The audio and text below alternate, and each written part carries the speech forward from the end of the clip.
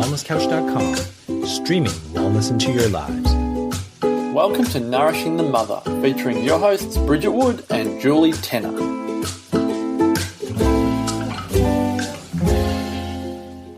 Hello and welcome to Nourishing the Mother. I'm Bridget Wood. And I'm Julie Tenner. And today's podcast is He Can't Be in His Masculine If I Am. So we're going to talk about the dynamics of a relationship in this podcast and what it is to consume the space of the masculine to such an extent that there's nothing left for anyone else to step up into, and potentially just where you want to be with that. So before I do, I'd love to remind you to jump onto nourishingthemother.com.au and sign up to join our tribe on the front page with your email address. And once a week, we'll send you a wrap up of everything we've put out in the world, and you can pick and choose where you'd love to dive deeper and be up to date with everything that Bridget and I have got going on. Yeah. So nourishingthemother.com.au, join our tribe. Now this comes about, I suppose, in response to some interesting comments and conversation following a post that Jules put up today on Facebook. And I might just dive straight in and read it so people can picture where we're going with this and then we'll unpack it. I cried into the shoulder of my builder today. Yes, I really did. Because the painter had used the wrong white on the ceiling. Because now I have cut-ins to do on the walls, god damn it. And that one thing was too many. Yes, it was. Now I'm broken. It's tipped me over the edge, I said with anger in my voice. He looked at me with his big brown eyes, this man who's watched me roll with 4 kids, no comforts, and demolition for 6 weeks. This man who'd only seen capable me. His presence called me to my truth in a way only the masculine can, and I was ready to own it. I took a breath in. I softened. I said, I'm sorry, it's not the walls. Because each of my kids has been testing me, pushing my edges of anger, of my capacity, trying to extract out of me the emotions I was holding on to, believing this was how I'd keep going, each trying to offer me the opportunity to come back to my connected centre. But I'd decline all of these offers. I refused to soften when my husband checked in on me, choosing pissed off instead. I refused to cave at every invitation, even as my consciousness barometer, was raging hysterically and limping, unable to walk for the past 2 days. Even as my baby screams and scratches. Even as I say to my husband, that's it, I'm out, and I numb or distract instead. Even as I say to him, it's not them, I wouldn't have these feelings if they didn't already exist under the surface. It took my mother-in-law vocalising where I was half-arsing my painting efforts. Motherfucker. And the edges of my ceiling I just couldn't face. The irony in all of this is potent. So when I had no fight left in my masculine, when I was spent from all the doing and controlling, I let go. I jumped into the abyss of my feminine, held by and surrendered to this masculine softness, and I was undone. And so grateful. The tears flowed, the tears I couldn't connect to, let alone release, appeared like a wave I couldn't stop. I sobbed and I smiled, grateful to feel my body and my heart again. I wept and I smiled to my heart, grateful to feel my surrender. I held his gaze and I let him see me. I let my son witness my softness and my gratitude. I thanked my builder. When I stepped back, there was space for others to step up, and they did. When I moved out of my masculine, there was space for others to move into it, and they did, fixing and solving and providing like only the divine masculine can. And I went out to the sunshine. I felt my settled heart, my softened body, and I knew I could be back in my authentic self, back connected and grounded to my children, back in alignment. What if we could see our children's behaviour, indeed our family dynamics, as on the way and not in the way of our own growth? What if those we rub up against most closely could hold the keys to our evolution? What if we knew when we let go, without knowing there's a safety net, we can build enough trust in ourselves to know when we're safe? What if being seen in all our failings and ugliness allows others to love us deeper? It's so funny because I just get taken through all those waves as you're reading. Yeah. It is ironic, my words. And the irony of the whole thing just blows my mind. So, yeah, but the focus I wanted to take it to was probably where most of our comments had been from our listeners, or who knows, just followers on social media, which was around the concept of the masculine. And I wonder if the points that are being picked up in that in relation is that as a culture of women, we are cultured into our masculine and to belittle and deny our feminine because it's so weak and feeble and erratic. And time consuming and distracting, and, you know, we don't have space for that because there's too much to get done. Right. And so we find ourselves doing, the achieving, the goal, the next thing, the what needs doing, the mental load, we're so good. We do masculine really well. Really well, right? And then we wonder why we're so completely burnt out, that we are a car who has been running with no oil to the point of meltdown. And I think, you know, you also wonder why the spark can go from relationships, you know, because two masculines ain't needed. No, that's exactly right. And you're going to really push one of you out. It dampens chemistry. And what I find fascinating in that too is when we're talking about dynamics, which you talk about all the time, is within the whole, there's everything. So if you are consuming one part of the whole, if you think about every trait or dynamic as being part of the whole, if you're taking up that, it's not a void. There's nothing missing there. So someone else can't step into that. So they'll step into the part that is missing, which will likely be the feminine. Yeah. And then we find ourselves going, why the fuck do I have to do everything? Why do I have to do it? Why do I have to come up to it? Why do I have to be the one who says, here's what needs doing? Why can't he throw me up against a wall and fuck me? Because he's in his feminine. Because you're taking up all the space of the masculine. Because you're not leaving any room for There's none left. And then you wonder why you are exhausted, because our feminine is the wellspring of our lusciousness and our surrender and our energy.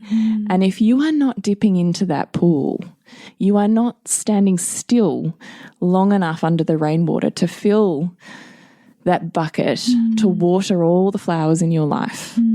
You're not still to be filled up because you're so busy watering all those flowers until you run dry, right? And willing things to be your way as opposed to finding allowing and surrender, you know, which are the feminine ways to the creativity bring into being, not bringing everything into being through doing.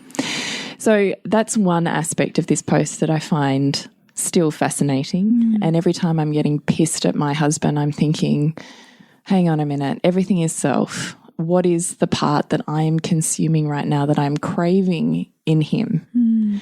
And I need to be willing to drop out of that long enough for him to fill that void. And he will. We think that we have to be the ones to do everything because if we don't, nothing will get done. And it's such a lie. I don't know why we say it to ourselves so often, because when you step back, no different to parenting. When you take a step back, someone else steps into that. There is a void. There is always a seeking for homeostasis in every whole, in every relationship, in every family dynamic, school dynamic, I don't know, workplace dynamic, social dynamic, society, like, you know, everything. Every level. Right. And so if you are craving something that you are sick and tired of doing, you have to be willing to relinquish it long enough for someone else to take on that role. And they will. They will. But that requires trust. And surrender. Yeah.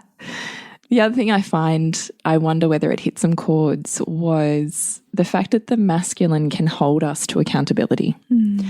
If we're willing to be still long enough to move beyond our desire to not be seen, to not be penetrated on an emotional level, on potentially a spiritual level, on an energetic level. And so we push away and we deflect and we get defensive, and it's easier to be angry than it is to be in softness. And I think that we probably miss that divine aspect of the divine masculine. There is nothing more incredible than an incredibly centered man who stands in front of you and just by his presence calls you into authenticity. Like, It's like nothing else because there's nowhere to go. Like you're called into more of yourself in their presence. Oh, and I have like all these feels in my body when I can recognize, and my son does that. Like our boys do this. Yeah. And for us to admonish the masculine to the point of not recognizing the kingship that they bring, like breaks my heart. Me too. Me too. And so here I was with this builder who I don't know terribly well, really, and who you could wipe off as just being a tradie and, you know, blah, blah, blah. And here he was standing incredibly still, just looking at me. That's all he was doing. I mean, this is happening in microseconds, but in my mind, it's stretching out because time is an illusion, right? It contracts and expands according to how we're feeling. And I had to decide in that moment, am I going to stay angry and stay in my masculine and keep doing and push for an outcome that I want and blah, blah, blah, blah, blah? Or am I willing to put aside my racing heartbeat, take a breath into my belly, drop into my body, look at his gaze and see it as love. See it as a container that is washing over my body and offering me a moment to open. And we have to be willing to take the leap. Someone can't make us open. We have to be willing to say yes. To say yes with our body, to say yes with our heart, to say yes energetically, and choose that. Choose the leaping off, not knowing if you're safe, not knowing if you're going to be rejected, not knowing how the other person will react, but knowing this is an opportunity for authenticity, and will you choose it? Are you daring greatly, right? This is like Brene Brown stuff. Yeah, yeah, absolutely.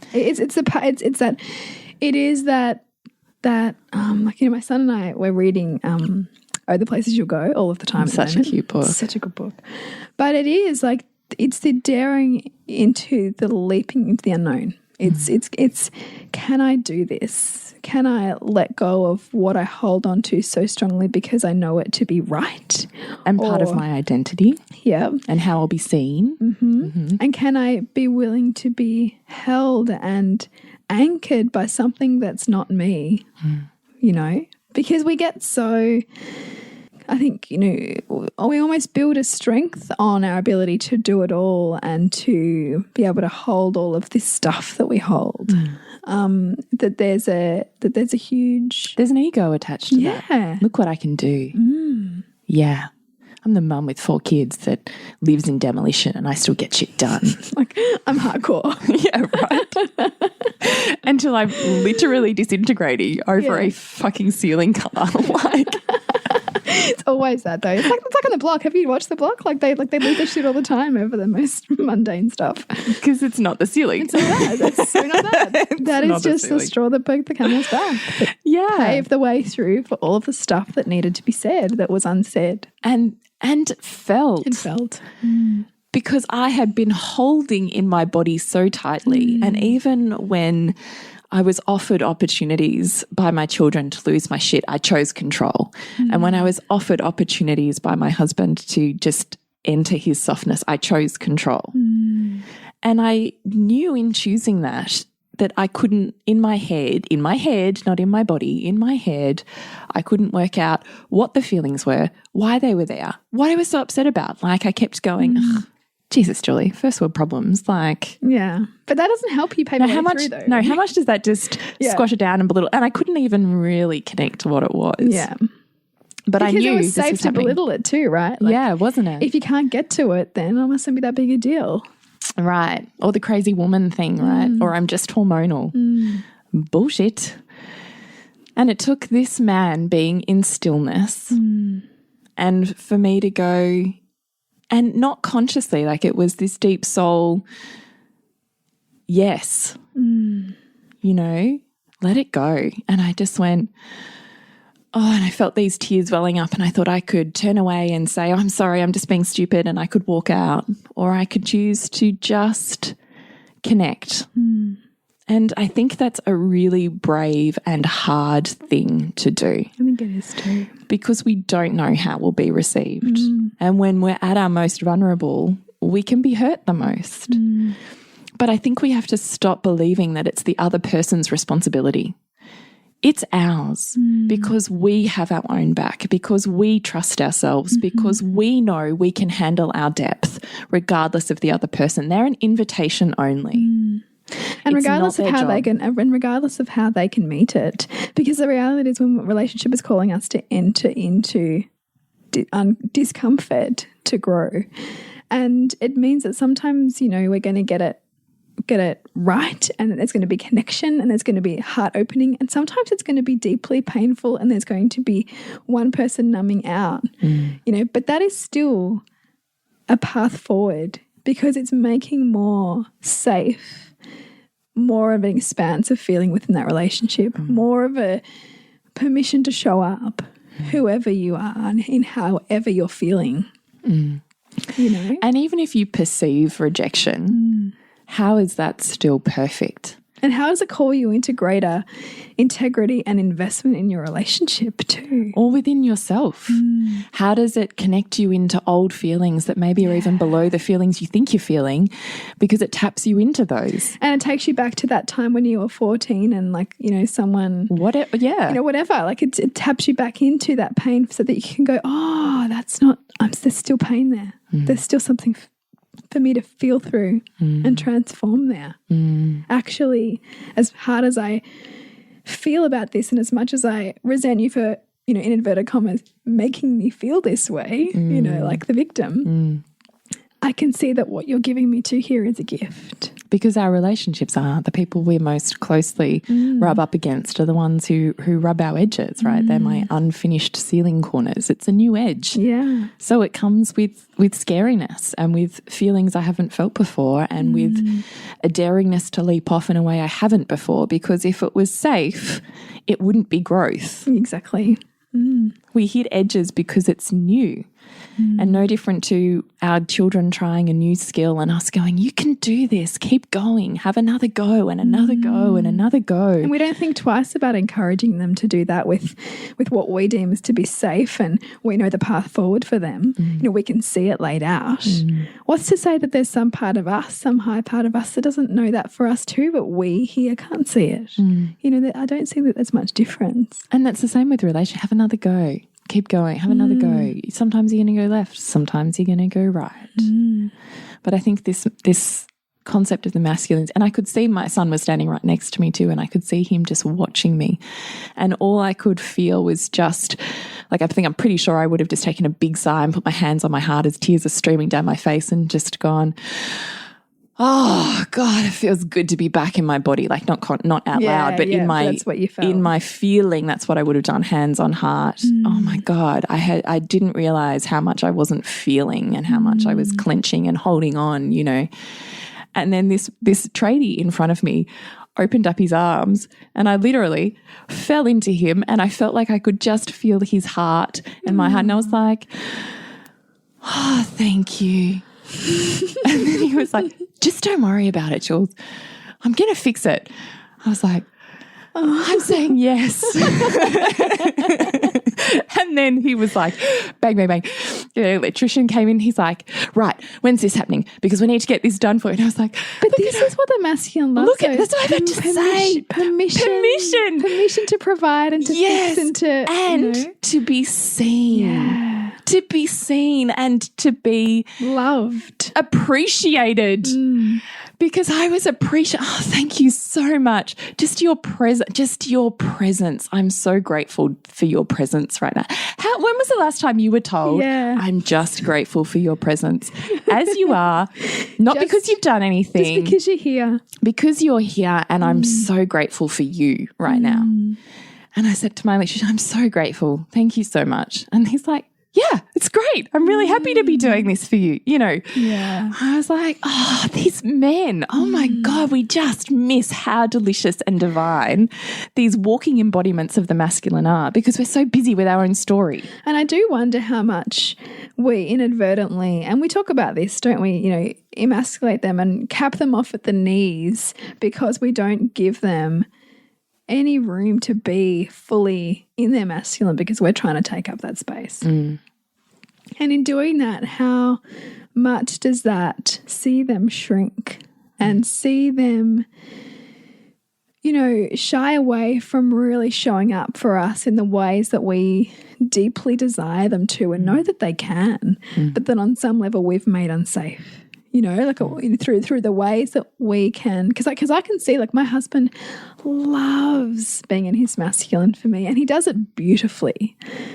And I can see him kind of not know what to do when I'm really trying to take up that space. Like he can be visibly like overwhelmed, you know, when I take up that space, because it is his space where he loves to be, you know. And it can be interesting to see how we move between those dynamics, and how, you know, as you say, like, we can judge when we feel like that they're getting into their feminine too much. I mean, the biggest light bulb for me was always the noticing how his deep feminine is in the evenings when he's like out on the couch, can't even communicate. You know, he is just in complete surrender and giving himself full permission to do that.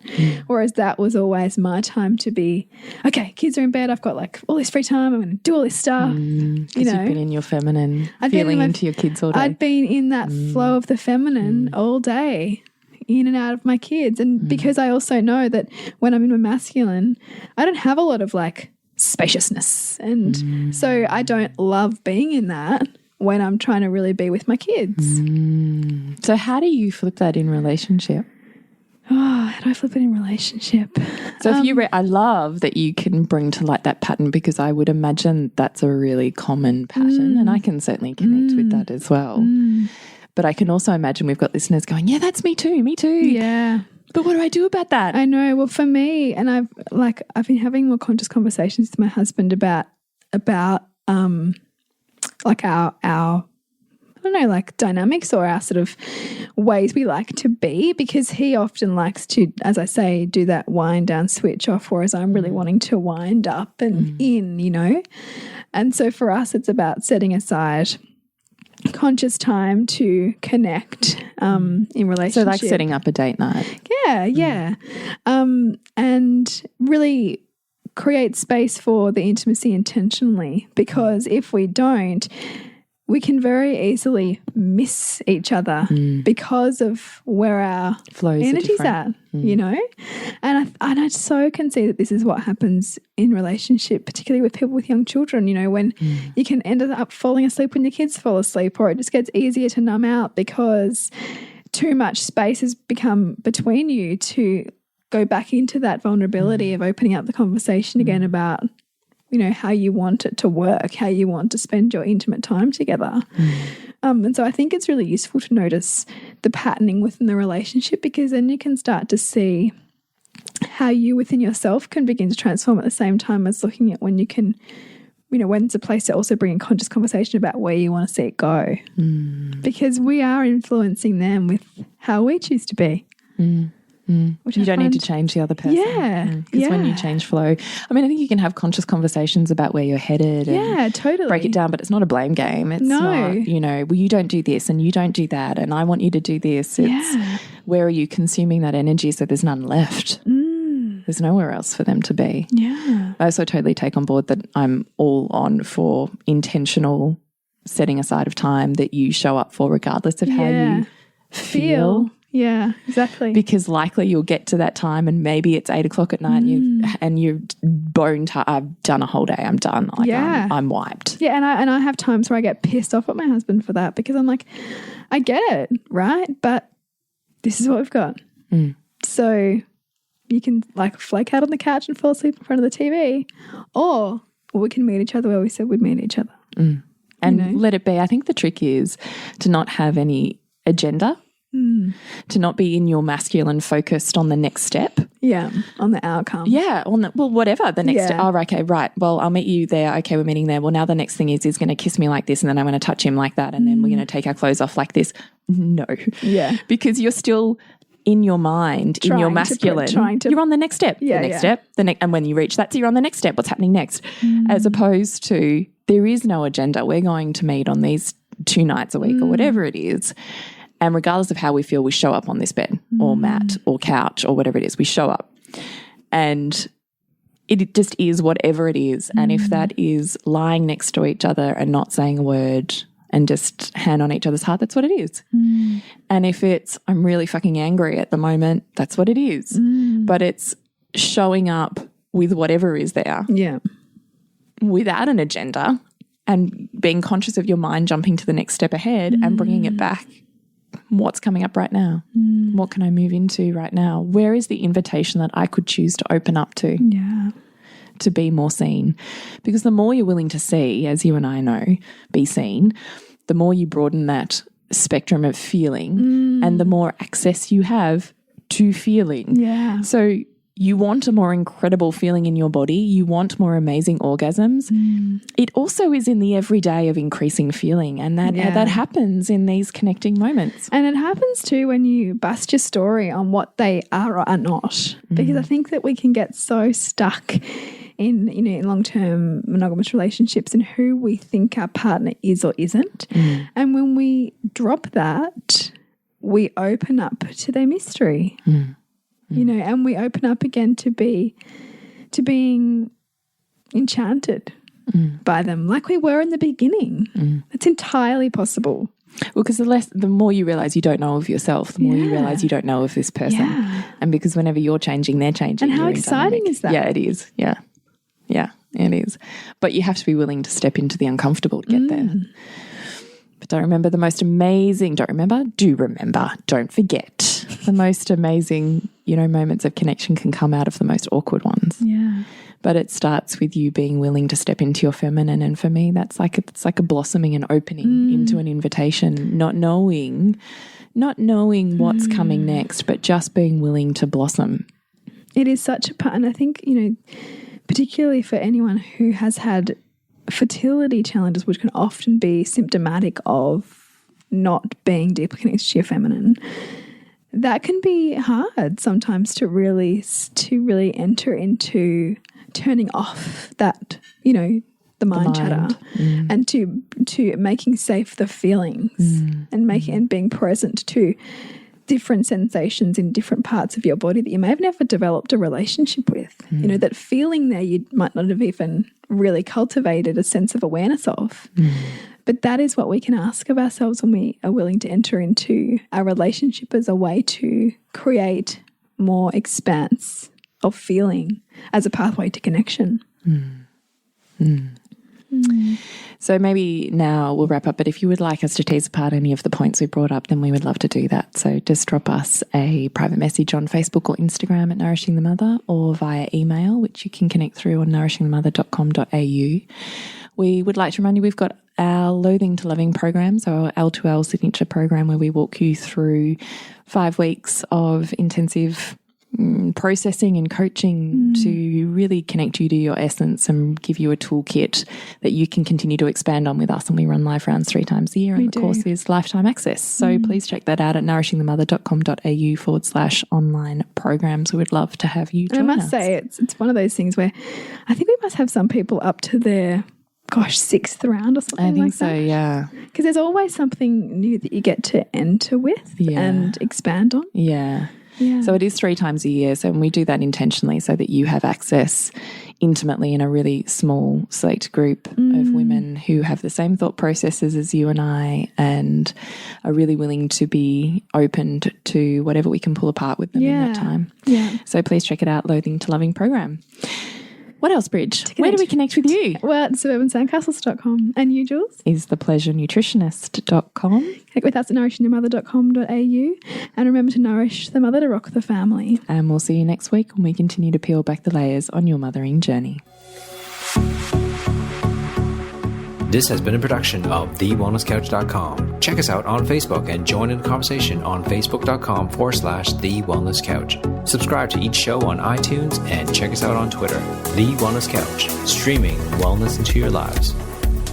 Whilst the Wellness Couch presenter endeavor to provide accurate and helpful information to their listeners, these podcasts cannot take into account individual circumstances and are not intended to be a substitute for health and medical advice from a qualified health professional. You should always seek the advice of a qualified health professional before acting on any of the information provided by any of the Wellness Couch podcasts.